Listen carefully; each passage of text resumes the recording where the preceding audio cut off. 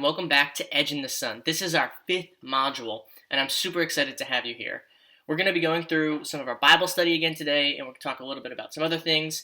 But first, I just want to say how happy I am, and I hope that everyone is having a great summer, that you're safe, healthy, and having lots of fun with your family back home. And I'm really excited for this upcoming semester when we get to start some brand new Edge activities, and I look forward to seeing all of you there.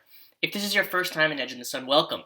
Don't forget, on this YouTube page, there's a playlist below. You can go ahead and click down there, and you can watch the previous 4 videos, and I recommend that you do that, because part of what we're doing is we're building each week. We're putting down another foundation stone and building upon that with our knowledge on the Bible and deepening our faith. If you haven't been a part of our Flipgrid before, I also encourage you to click the link below. You can sign up for our Flipgrid and the email list there. And the Flipgrid is a way for us to connect with one another and compete in activities and challenges and even win some prizes if you're lucky. So I hope that all of you can join that. And this week's challenge is already up, so go ahead and check that out if you haven't already and post. And feel free to respond and watch all of your other peers' posts as well. So we're going to jump right into the Bible study this week. We're getting back. Last week we took a bit of a break as we talked about St. Brother Albert and his incredible life. But now we're hopping right back in to A Sling in the Stone, which is the name of this micro Bible series. And we're going to start, as you can see I have my Bible here, we're going to start in the book of Esther. So if you have a Bible, go ahead and pause this, grab it, so that you can follow along as we read and as we go through this whole book. We're not going to read every chapter in the book, but we're going to go through the whole thing. So a little bit of background on the book of Esther. It's part of the Old Testament. And the story takes place around the time of the Babylonian exile in Persia, which is between 597 and 538 BCE. What happened was all the Jews were living in Jerusalem prior to this, but the Persians came and they took over Jerusalem. And they left a lot of the Jewish people there. But the Jewish elite, the priests and those who were wealthy, were taken back to Babylon, which is Persia or Iran in modern day. And they were taken away. And this is a very, very formative part in Jewish history, because it led a lot to the identity of Judaism and what that all incurs, as well as it created a lot of Jewish texts. And we're gonna go ahead and read this story. It's quite interesting. So here we go. We're gonna hop in. I'm gonna summarize a few chapters before we read the first one. So chapter 1 is really interesting. It's about a king, King Ahasuerus, and he schedules a banquet for everyone present in the capital city, which at the time, of course, like we're saying, we're in Babylon. We're not in a Jewish country.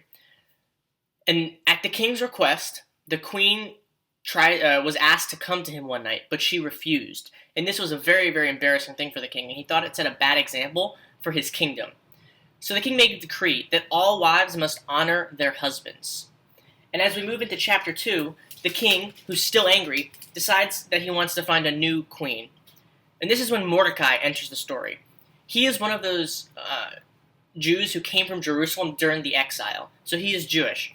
And he adopted and raised his younger cousin, Esther, who's the main character in this story, because Esther did not have anyone to watch out for her. So when the king decides that he wants a new wife, he looks for a new queen.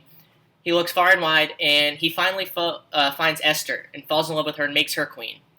So Mordecai, of course, who's Esther's adopted father / uncle, or cousin, he tells Esther to be careful and not to tell the king that she was Jewish, out of fear that the king could do something bad to her.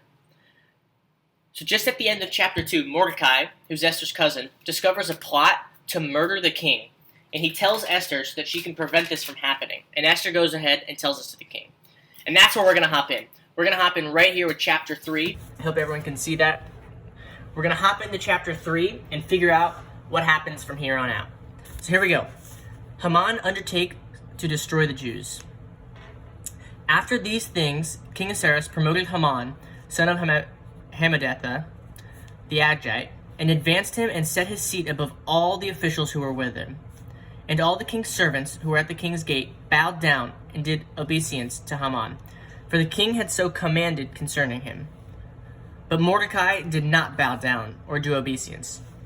Then the king's servants who were at the king's gate said to Mordecai, "Why do you disobey the king's command?" When they spoke to him day after day, and he would not listen to them, they told Haman, in order to see whether Mordecai's words would avail, for he had told them that he was a Jew. When Haman saw that Mordecai did not bow down or do obeisance to him, Haman was infuriated, but he thought it beneath him to lay hands on Mordecai alone. So having been told who Mordecai's people were, Haman plotted to destroy all the Jews, the people of Mordecai, throughout the whole kingdom of Ahasuerus.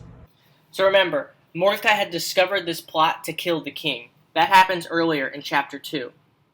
And Haman is the king's right-hand man, but Mordecai does not trust Haman, which is what we're reading here. So we're going to hop back into it here with verse 7.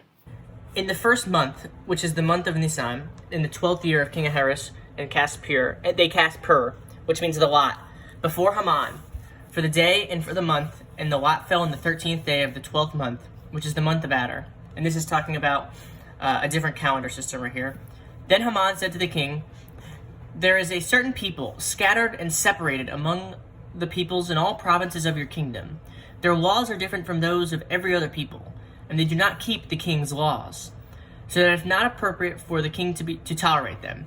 If it pleases the king, let a decree be issued for their destruction, and I will pay 10,000 talents of silver unto the hands of those who have charge of the king's business, so that they may put it into the king's treasury." So the king took his signet ring from his hand and gave it to Haman, son of Hammedatha, the Agite, the enemy of the Jews. The king said to Haman, "The money is given to you, and the people as well, to do with them as it seems good to you." Then the king's secretaries were summoned on the 13th day of the first month, and an edict, according to all Haman commanded, was written to the king's satraps and to the governors over all the provinces and to the officials of all the peoples, to every province in its own script and every people in its own language. It was written in the name of King Ahasuerus and sealed with the king's rings. Letters were sent by couriers to all the king's provinces, giving orders to destroy, to kill, and to annihilate all Jews, young and old, women and children, in one day, the 13th day on the 12th month, which is the month of Adar, and to plunder their goods. A copy of the document was to be issued as a decree in every province by proclamation, calling on all the peoples to be ready for that day. The couriers went quickly by order of the king, and the decree was issued in the citadel of Susa. The king and Haman sat down to drink, but the city of Susa was thrown into confusion. So a lot just happened there. Let's take a second to recap everything that we just read.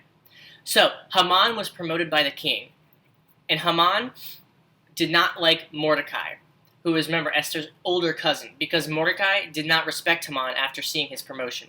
And this really, really bothered Haman. So he figured out that Mordecai was a Jew and plotted to destroy all the Jews as a action of revenge against Mordecai. And that's what we saw with the second half of this text. We saw that the king issued a decree and an edict right here in verse 12 to kill all of the Jews. And that's what's happening here. So we're actually gonna skip forward a little bit, and I'm going to talk about the next few chapters before we read one of the last ones to see what happens after this decree is issued by the king to kill all the Jews. So right after this, Esther learns what the king is trying to do. And remember, Esther is Jewish, but the king does not know this. And Esther agrees to help defend the Jews, and she comes up with a plan with Mordecai's help. Once we reach chapter 5, we see Esther's plan coming to action. She organizes a banquet and invites Haman and the king. The point of this banquet was to invite them to a second banquet, which I know is a little confusing. And it's this point where we learn Haman wants to have Mordecai murdered, because he's still upset about the earlier disrespect that he felt in chapters 2 and 3. And that's where we get to chapter 6, and the king discovers that Mordecai was the one who saved the king's life at the very start. And remember, that's what started all of this. There was a plot to destroy the king, and Mordecai discovered it and was able to tell Esther, who was able to save the king. So the king learns that Mordecai was the one who did this, and he wants to reward him because nothing ever happened. So he sends robes and other nice gifts. And this infuriates Haman, because remember, Haman doesn't like Mordecai or the Jewish people now. And that's where we get to chapter 7, where Esther's second banquet rolls around. Everything goes well, and it was something the kings would do. If a banquet went well, they could ask whoever hosted it if there was anything that they requested. So the king asked Esther, "Is there anything that you request?" And she said she wants to save the Jewish people. She tells the king about all the terrible things Haman has been doing, how Haman attacked her, and how Haman is trying to kill all the Jews. And when this happens, Haman physically tried to attack the queen, and the king did not like that, and he ended up having Haman killed, and he sent out a different edict, but we're going to read about that right now in chapter 8. So let's move forward to chapter 8 if you haven't already had the chance. We're going to start at the beginning, and we're going to read the whole of this chapter. Alright, so go ahead and follow along with me as I go. On that day, King Ahasuerus gave to Queen Esther the house of Haman, the enemy of the Jews. And Mordecai came before the king, for Esther had told what he was to her. Then the king took off his signet ring, which he had taken from Haman, and gave it to Mordecai. So Esther set Mordecai over the house of Haman. So Mordecai is being elevated in status in the king's court. Then Esther spoke again to the king.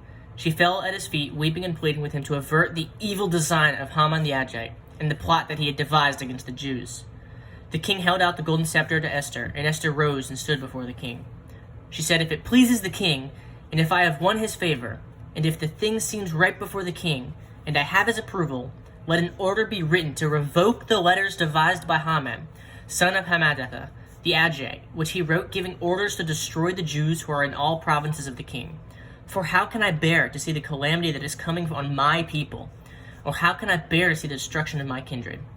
So the queen is asking the king to send out a different letter so that the Jews are not destroyed, which remember was Haman's plan a few chapters back. Picking up at chapter 7, then the king said to Queen Esther and to the Jew Mordecai, "See, I have given Esther the house of Haman, and they have hanged him on the gallows," because they had to hang Haman, "because he plotted to lay hands on the Jews. You may write as you please with regard to the Jews, in the name of the king, and seal it with the king's ring. For an edict written in the name of the king and sealed with the king's ring cannot be revoked." And we're going to actually stop there. That's an amazing story. One that I wasn't very familiar with until just about a week or two ago. The story of Esther and her bravery in standing up to try and protect her people from the evil plot of Haman. So how old do you think that Esther was? Because I didn't mention, and nowhere in the text I don't think that we see, did it give a specific hint to how old Esther was. Go ahead and you can think about it, say it out loud, your guess. So it is believed Esther was only 14 years old when all of this was happening. She was 14 years old when she was selected to be queen. Even at such a young age, she had such a beautiful and strong sense of loyalty to not only her people, but to her family, to Mordecai. And I think that's such a lovely thing to see, and so that bravery and the courage that it takes to stay loyal, even before a king, and before a man who's trying to kill her entire people, which is what Haman was trying to do. And yet, she didn't back down from her colors. She stood by her family and her people, and she showed that loyalty. She rose to a very difficult occasion, even at a young age. Just like right now, we're going through some trying times, and I know that all of your schools are making decisions now about what you're going to be doing for the upcoming semester, the upcoming year, and it's going to be difficult, of course. But I also know that you can rise to the occasion. You have what it takes, and you have this community at Edge. You have your families, and you have all these systems. You have your prayer life. You have your faith to help you rise to this occasion and stand up in these difficult times. Just as Esther did when she was 14 years old and asked to be queen and challenged with the duty of protecting her people.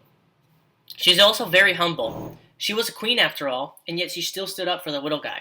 It could have been very easy for Esther to live a great life of worldly pleasure and kind of move on, but she wanted more. She knew that there was something more important than that, than her own desires, and she stood up for that. And her humility is beautiful. I hope you guys enjoyed the book of Esther, and I'd encourage you to read through it. There's only 10 chapters, so if you have a few minutes right now, go ahead and read the rest of it. And I'm excited to hear what you guys think. So go ahead and reach out to myself or Carl with any feedback that you have. Before I go, I want to issue this week's Flipgrid challenge. It's already posted, so go ahead and watch and post your video. The challenge is, show me what your family's having for dinner tonight. And does this meal have any special meaning for you, and did you help cook it? I'm excited to see what you guys can come up with and what you'll be eating for dinner tonight.